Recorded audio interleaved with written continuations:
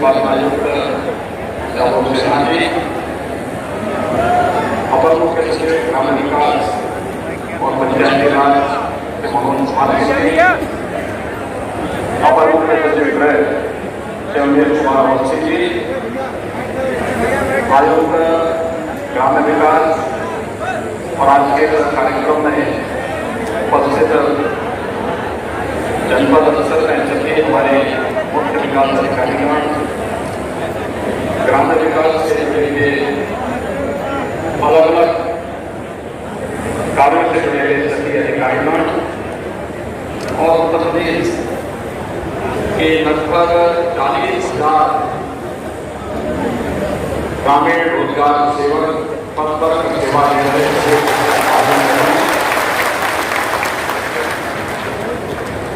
आपके इस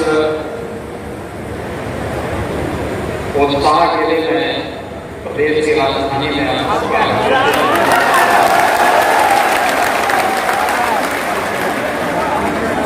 मुझे प्रसन्नता है कि अपने परिश्रम और पुरुषार्थ से ग्रामीण विकास को एक नई ऊंचाइयों की ओर अग्रसर करने में आज सब जिस उत्साह के साथ कार्य कर रहे हैं वो उत्साह आज यहाँ पर इस सम्मेलन के माध्यम से भी आपका स्पष्ट देखने को मिल रहा है।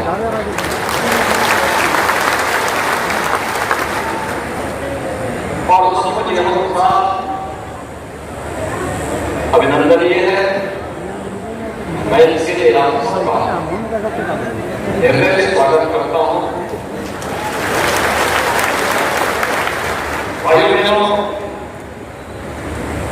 पिछले 1.5 वर्ष से अधिक का समय विश्व मानवता के लिए अत्यंत संकट का समय रहा है।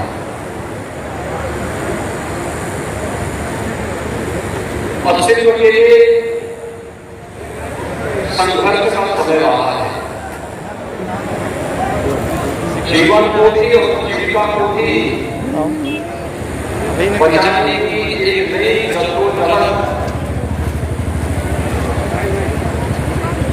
आगे बढ़ाने का समय रहा है। और दुनिया के किसी राज्य की अपेक्षा अगर उत्तर प्रदेश की बात करते हैं तो देश के सबसे बड़े आबादी के राज्य और चुनौतीपूर्ण से कि हमें प्रदेश के अंदर रह रहे प्रवासी कामगार और श्रमिकों की तो चिंता करनी ही थी, बल्कि 40 से 50 लाख प्रवासी कामगार और श्रमिकों की भी चिंता करनी थी, जो लोग इस महामारी के कारण उत्पन्न समस्या के कारण पलायन करके वापस अपने घरों को आने वाले हैं। और मैं धन्यवाद दूंगा ग्रामीण विकास और पंचायती राज विभाग को, जिन्होंने सफलतापूर्वक न केवल उनका समायोजन करने में योगदान दिया और हम सबके सामने जो सबसे बड़ी चैलेंज थी कि 40 से 50 लाख लोग जब आएंगे तो इनके लिए कहां से रोजगार मिलेगा, कहां से इनके जीवन को बचाएंगे, कैसे इनकी जीविका को भी हम आगे बढ़ाने का कार्य कर पाएंगे। बहुत ही सरलता के साथ सबको अपने आप में समाहित करके उनके जीवन को भी और उनकी जीविका को बचाने में राज्य सरकार के साथ कदम से कदम मिलाकर के विभाग ने अपना योगदान दिया। वहीं साथ ही साथ बहुत सारे ऐसे कदम उठाए गए जो देश के लिए और दुनिया के लिए एक मिसाल भी बनी। ग्रामीण विकास विभाग ने 52 लाख से अधिक बहनों को ग्रामीण आजीविका मिशन के साथ जोड़ने का कार्य किया। यानी आजीविका मिशन का मतलब केवल उनको हमने गवर्नमेंट फंड तक सीमित नहीं रखा, बल्कि उनको एक व्यवस्थित आर्थिक स्वावलंबन के साथ जोड़ने का कार्य किया गया। और आज इतनी बड़ी संख्या में ग्रामीण क्षेत्र की रहे इस दिशा में कार्य करें, अद्भुत है, अभिनंदनीय है। और मुझे लगता है कि यह किसी भी अन्य राज्य के लिए मिसाल हो सकती है कि 52 लाख महिलाएं किसी आजीविका मिशन के साथ जुड़ करके आर्थिक स्वावलंबन के सामने कार्य कर रही हो, ये बहुत अद्भुत रहा है। और यही नहीं, कोरोना के दौर में हम लोगों ने वहां भी देखा था, लोगों के सामने जब थोड़ी भी आर्थिक संकट आता था और केंद्र राज्य सरकार के द्वारा जब भी पैसा उनके अकाउंट में भेजा जाता था तो वे बैंकों की तरफ दौड़ पड़ते हैं। ये डीबीटी की व्यवस्था से कहीं हम उनकी इस समस्या का समाधान कर सके, उन्हें इधर उधर दौड़ने की आवश्यकता पड़ती है। भ्रष्टाचार मुक्त व्यवस्था से उन्हें जोड़ सके, लेकिन एक नई समस्या खड़ी हुई थी कि किसी के खाते में 500 रुपए दिए, किसी के खाते में 1000 रुपया दिया, किसी के खाते में 2000 रुपए गए और अगले दिन वहां अपनी पासबुक लेकर के सीधे बैंक पहुंच जाते हैं। उस समय विभाग ने एक नई व्यवस्था लागू की, बीसी सखी, और बीसी सखी की व्यवस्था के माध्यम से प्रदेश की लगभग 58,000 ग्राम पंचायतों के हर ग्राम पंचायत में एक सखी की तैनाती होगी। न केवल को बढ़ाने का कार्य किया, बल्कि सफलतापूर्वक आज यह कार्यक्रम ग्रामीण क्षेत्र में महिला सशक्तिकरण के सामने एक अभूतपूर्व कार्य कर रहा है और यह कार्य विभाग के द्वारा सफलतापूर्वक आगे बढ़ाने का कार्य किया गया। मुझे याद है, ग्रामीण क्षेत्र में सचिवालय होना चाहिए। अगर शासन स्तर पर सचिवालय बना करके हम लोग सारी व्यवस्थाओं का केंद्र बिंदु, विकास का केंद्र बिंदु, समाज के अंतिम पायदान पर बैठे हुए व्यक्ति के लिए शासन की योजनाएं उन लोगों तक पहुंचनी चाहिए। इसके लिए वहां पर चिंता करते हैं, उनकी कार्य योजना बनाते हैं, उसको लागू करते हैं, उसको समय समय पर समीक्षा करते हैं। तो विकासशील सबसे महत्वपूर्ण डोरी जिसे प्रधानमंत्री मोदी जी ने ग्रामीण विकास के रूप में आगे बढ़ाने का कार्य किया है, उस गांव में भी उसका अपना सचिवालय क्यों नहीं होना चाहिए। और आज सफलतापूर्वक कार्य करता हुआ दिखाई दे रहा है। ये तमाम प्रकार की कदम है जो अद्भुत है, अभिनंदनीय है और मुझे बताते हुए प्रसन्नता है कि इस दौरान जो कार्य हुए हैं वह सचमुच ग्रामीण विकास की दिशा में पूरे देश के लिए अनेक क्षेत्रों में एक नई मिसाल बनी है। आज आपके उत्साह को कोरोना समाप्त नहीं हुआ, लेकिन सबके बावजूद आप लोग आज प्रदेश की राजधानी लखनऊ में आए और लखनऊ में आकर के आपने उत्साह के साथ इस कार्यक्रम के साथ अपनी सहभागिता की। मुझे याद है पिछले दिनों जब एक बार रोजगार सेवक अपने किसी कार्यक्रम के साथ यहाँ पर प्रदर्शन कर रहे थे, तो मैंने विभाग के प्रमुख सचिव से पूछा, मैंने कहा कि इनकी समस्या क्या है, क्यों ये लोग इस प्रकार का प्रदर्शन कर रहे हैं। तो मुझे बताया गया कि इनकी कुछ समस्याओं का समाधान हुआ है, लेकिन कुछ और समाधान इनका हो जाएगा। तो अपने का उनके साथ संवाद बनाए और फिर एक दिन उनका एक सम्मेलन करें। तो मैं मानता था कि उनका सम्मेलन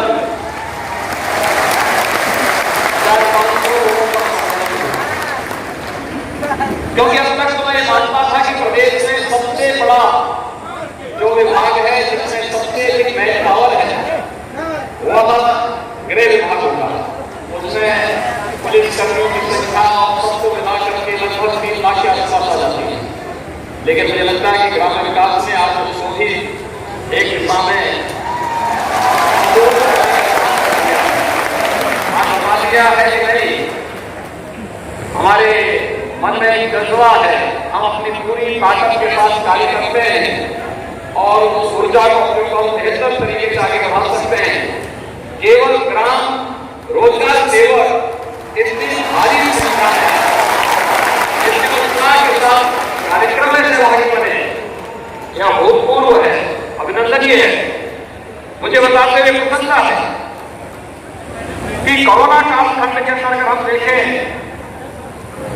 तो अकेले 2020-21 में 12,622 करोड़ रुपए व्यय करते हुए 1,16,00,000 रोजगार सृजन का कार्य, यानी इतने लोगों को रोजगार देने का कार्य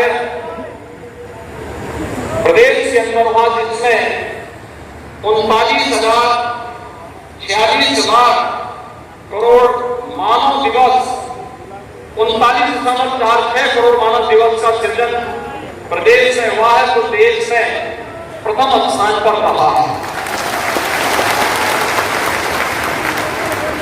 तो विभिन्न प्रकार की योजनाएं ग्रामीण विकास की चल रही है, चाहे वह प्रधानमंत्री आवास योजना हो, मनरेगा की योजना हो, राष्ट्रीय आजीविका मिशन का है, प्रधानमंत्री ग्रामीण सड़क योजना का है। इन सभी की कार्य योजना को बना करके उसको क्रियान्वयन करने का कार्य ग्रामीण विकास विभाग तेजी के साथ कर रहा है। और मुझे बताते हुए प्रसन्नता है, कल आदरणीय प्रधानमंत्री जी का आगमन प्रदेश की राजधानी लखनऊ में शहरी क्षेत्र में जो उपलब्धियां उत्तर प्रदेश ने हासिल की है उससे जुड़े हुए एक बहुत बड़ा कार्यक्रम लखनऊ में है। लेकिन शहरी क्षेत्र से पहले ग्रामीण आवास के क्षेत्र में, प्रधानमंत्री आवास के क्षेत्र में उत्तर प्रदेश ने देश के अंदर प्रथम स्थान प्राप्त किया था। प्रधानमंत्री आवास योजना ग्रामीण और शहर में बनाकर हम देखेंगे तो 42 लाख ऐसे लोगों को जिन्होंने आजादी के बाद रखने के लिए जिनके पास अपना आवास नहीं था, उन्हें आवास देने का कार्य भारत सरकार के सहयोग से उत्तर प्रदेश सरकार ने किया है। मनरेगा योजना के अंतर्गत अगर पिछले 4 वर्षों में कुल 103.27 करोड़ मानव दिवस सृजित किए गए और गत वर्ष कोरोना की प्रथम लहर के दौरान राज्यों से प्रदेश में जो 40 लाख प्रवासी कामगार और श्रमिक आए थे, उन सबको भी इस योजना के साथ जोड़ने का कार्य हुआ। और 2021 में जो मैंने पहले भी बताया है 39.46 करोड़ मानव दिवस सृजित किया गया, जो कि इस योजना के अंतर्गत अब तक का सर्वाधिक है। 4 वर्षों में 246.56 लाख परिवारों को रोजगार उपलब्ध कराया गया और 2021 में देश में सर्वाधिक 94.37 लाख परिवारों को उत्तर प्रदेश में रोजगार देने का कार्य अकेले एक योजना के माध्यम से ग्रामीण विकास विभाग ने किया है।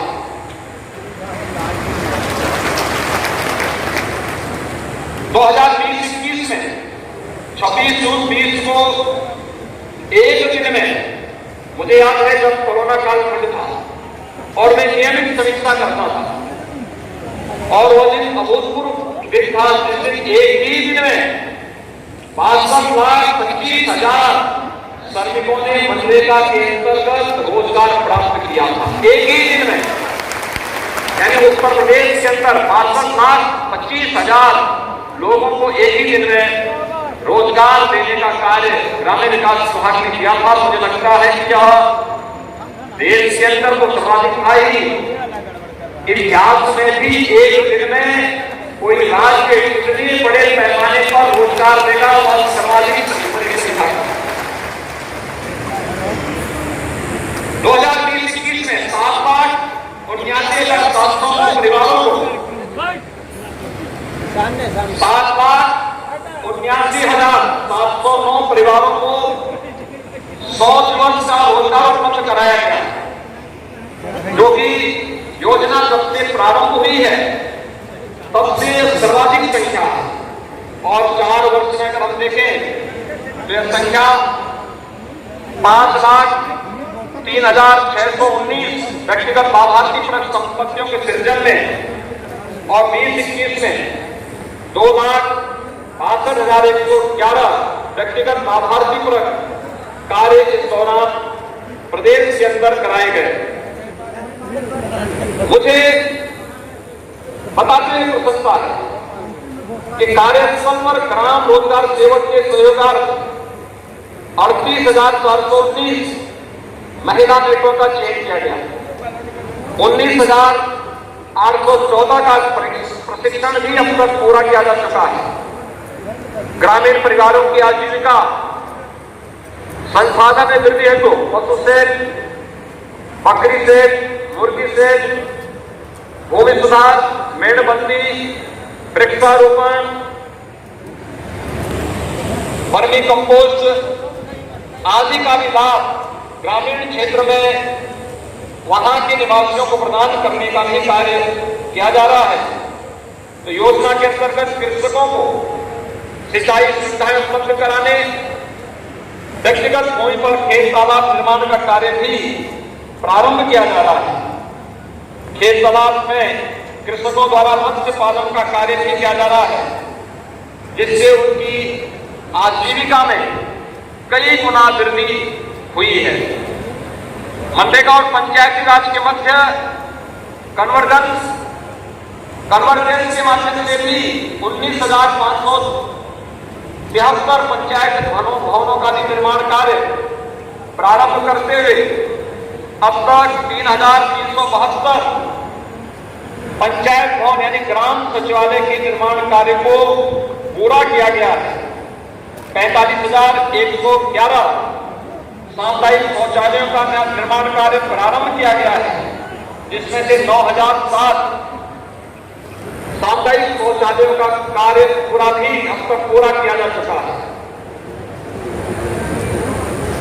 विगत 4 वर्षों में मनरेगा में बाल विकास एवं उत्साहन एवं पंचायती राज विभाग के मध्य अभिसरण कर कुल 15,441 आंगनबाड़ी केंद्रों का निर्माण कार्य भी पूरा किया गया है और इस समस्त आंगनबाड़ी केंद्र क्रियाशील है। आप अनुमान कर सकते हैं कि आंगनबाड़ी केंद्रों में 3 वर्ष से लेकर के 5 वर्ष तक के लिए बच्चे आते हैं, जिनके माध्यम से उन्हें बाल विकास और पोषाहार की योजनाओं के साथ जोड़ करके अगर कहीं कोई बच्चा कुपोषित है तो शासन की योजनाओं से उसे जोड़ करके उसे सामान्य बच्चे की तरह स्वस्थ बनाने में भी ये केंद्र उपयोगी होते हैं। ग्रामीण विकास और पंचायती राज विभाग के रूप में इसमें योगदान दे रहा है।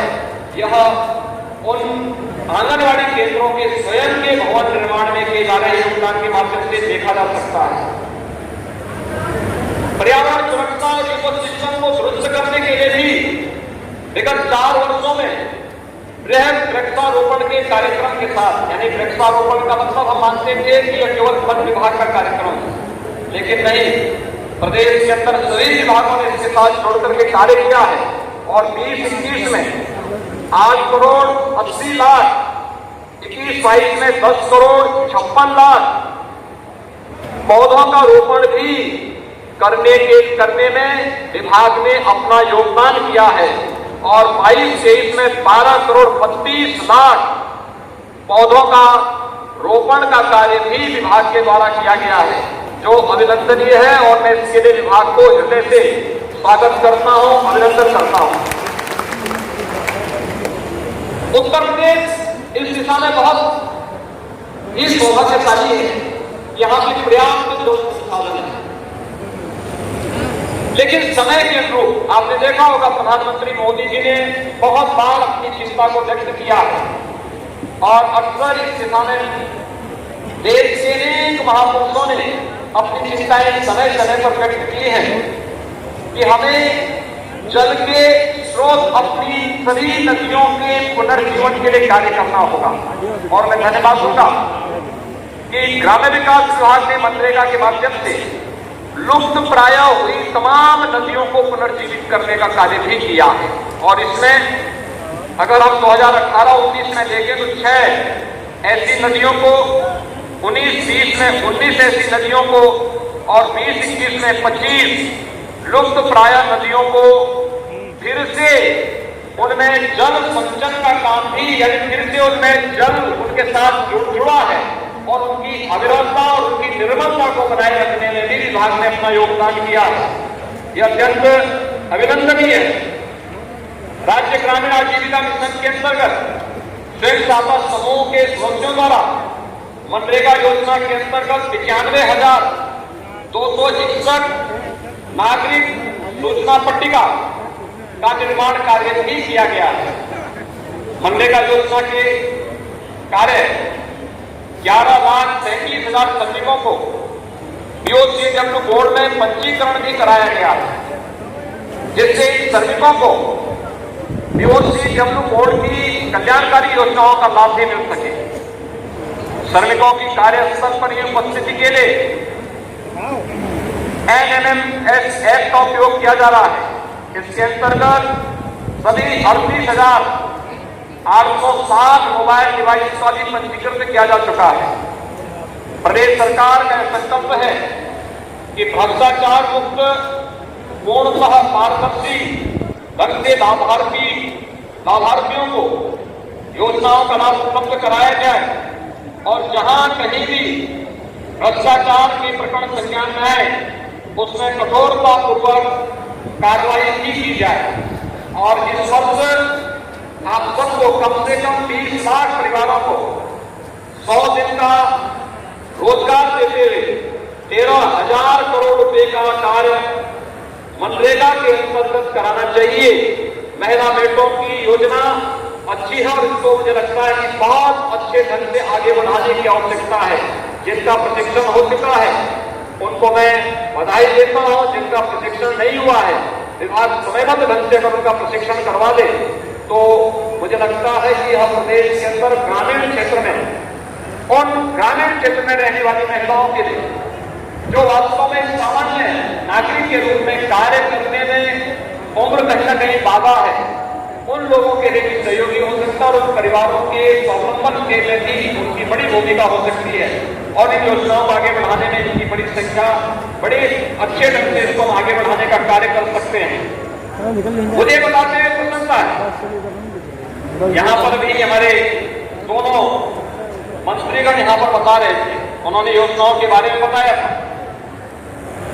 मुझे याद है जब 2020 में जो 35,818 ग्राम रोजगार सेवकों की कई वर्षों से जो लंबित मानदेय था उसका भुगतान नहीं हो पा रहा था और ये बात अक्सर हमारे सामने आती थी। फिर विभाग के मंत्रियों के साथ और विभाग के प्रमुख सचिव के साथ मेरी बैठक हुई।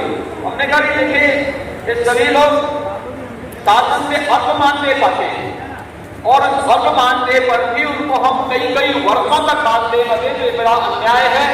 और तत्काल हम लोगों ने उस समय शासन से 225 करोड़ रुपए स्वीकृत किए थे और मुझे प्रसन्नता है विभाग ने वह मानदेय समयबद्ध ढंग से आप तक पहुंचाने का कार्य किया। इसी प्रकार से अप्रैल 2020 में मनरेगा संविदा कार्मिकों के मानदेय का भुगतान राज्य स्तरीय केंद्रीकृत प्रशासनिक पूल के माध्यम से जो नियमित पहले नहीं हो पाता था, अब सीधे उनके खातों में करने की व्यवस्था कर दी गई है। मैं विभाग के प्रमुख सचिव और आयुक्त को इसके लिए हृदय से धन्यवाद देता हूं। समस्त महिला संविदा कार्मिकों को देखिए, अन्य जगह मातृत्व अवकाश का लाभ दिया जाता था, लेकिन जो महिला यहाँ पर कार्य करती थी उनको नहीं मिलती थी।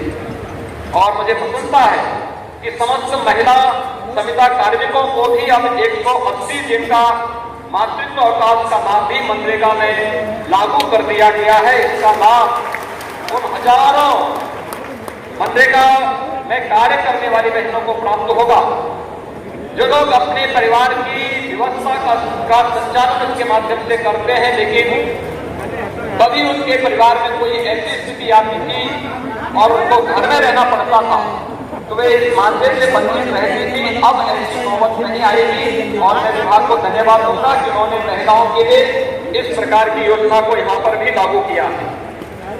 ग्राम पंचायतों के नगर पंचायतों में परिवर्तन अथवा नगरीय निकायों की सीमा विस्तार में समाहित ग्राम पंचायतों के ग्राम रोजगार सेवकों को उसी जनपद की रिक्त ग्राम पंचायत में समायोजन के लिए भी प्रदेश सरकार ने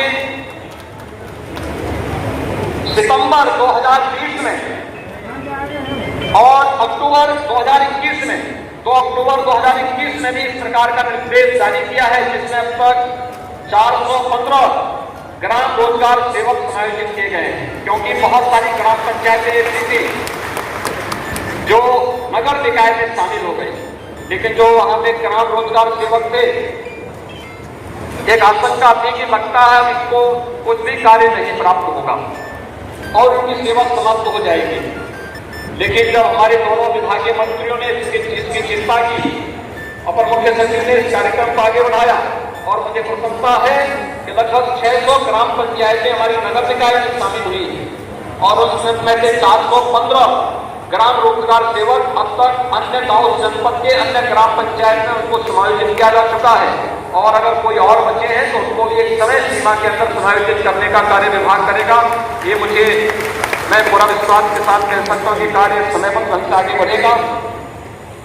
मुझे ये भी प्रसन्नता है कि कोरोना महामारी के दौरान जो कार्मिक कोरोना के शिकार हुए और असमय उनकी मृत्यु हुई, उन परिवार के लोगों को भी हम लोगों ने उस समय इस बारे में कहा था कि उन परिवारों के बारे में भी विचार करना चाहिए और मुझे प्रसन्नता है कि समन्वय विभाग ने उन परिवारों को भी अनुकंपा के आधार पर सेवा देने की कार्रवाई प्रारंभ की है और 15 ऐसे परिवार अब तक इससे लाभान्वित हुए हैं। शासन की संवेदना को, विभाग की संवेदना को प्रदर्शित करना है। ग्राम रोजगार सेवक यदि नवनिर्वाचित ग्राम प्रधान के निकटतम संबंधी एवं परिवारजन है तो उन्हें निकटतम रिक्त ग्राम पंचायत में तैनात किए जाने हेतु भी, यानी अब तक की जो व्यवस्था थी कि किसी परिवार में कोई ग्राम प्रधान बन गया तो उस परिवार से जुड़ा हुआ कोई ग्राम रोजगार सेवक है तो उसको उससे मुक्त होना पड़ता था, लेकिन अब सरकार ने व्यवस्था कर दी गई, उनको उसके निकट के किसी अन्य ग्राम पंचायत में समायोजित कर दिया जाएगा। उनकी सेवाएं समाप्त नहीं होंगी और यह कार्य भी हुआ। महिला ग्राम रोजगार सेविका के विवाह के उपरांत भी ये समस्या पैदा होती थी और उन्हें अब नए जनपद में रिक्त पद पर तैनात करने की भी व्यवस्था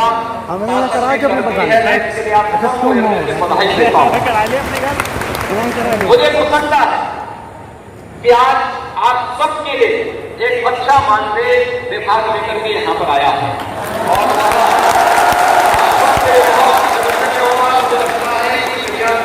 दीपावली का एक उपहार भी आपके लिए होगा और मैं स्वयं आपके लिए इसलिए भी आया हूं कि आप सभी लोग जिस तन्मयता के साथ अब तक कार्य किए, याद रखना शासन आप पर तब विचार करता है जब आप पूरी मेहनत के साथ अपना कार्य करते हैं।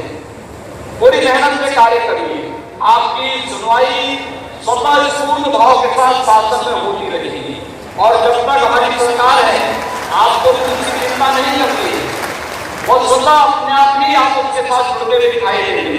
और इस संबंध में मुझे बताते हुए प्रसन्नता है कि ग्राम रोजगार सेवक जिनकी संख्या 35,246 है, अब तक इनका मानदेय कुल 6,780 रुपया था। अब मैं इनको बड़े हुए मान के घोषणा कर रहा हूं कि इन्हें अब 10,000 रुपये हर माह है।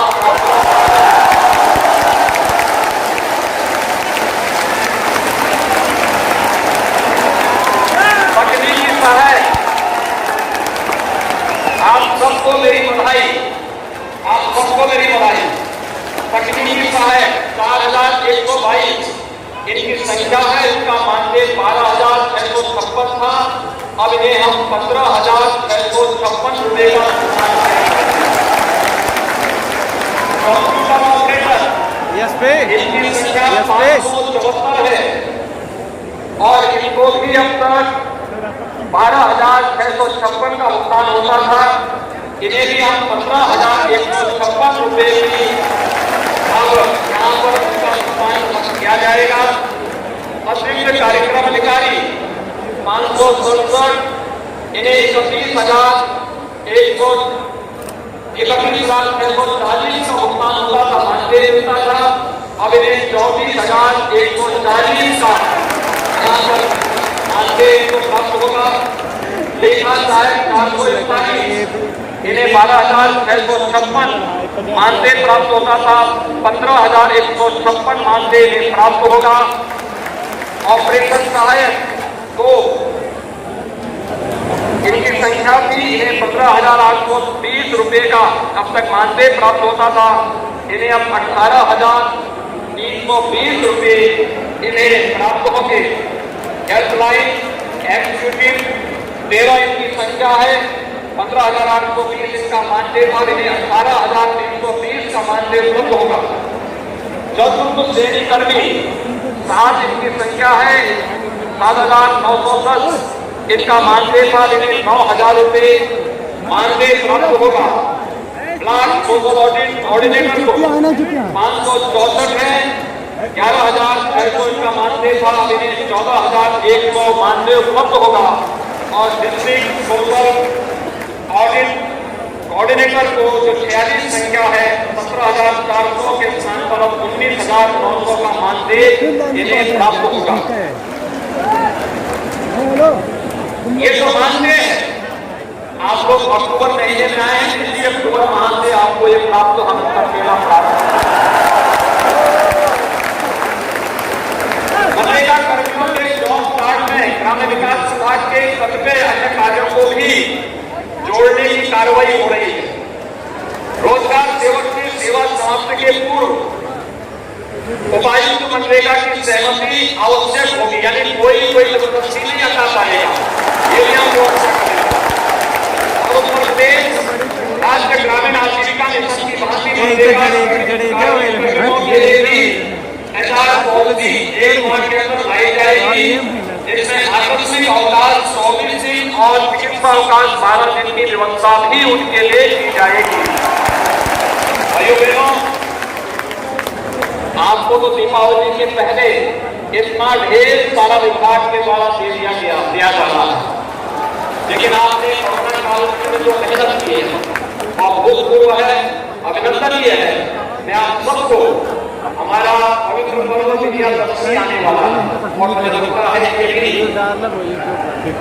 उस 3 दिन के बाद हम लोग शारदीय नवरात्रि के आयोजन के साथ जुड़ेंगे। 15 अक्टूबर को विजयादशमी होगी, 3 नवंबर को दीपावली का आयोजन। आप सबको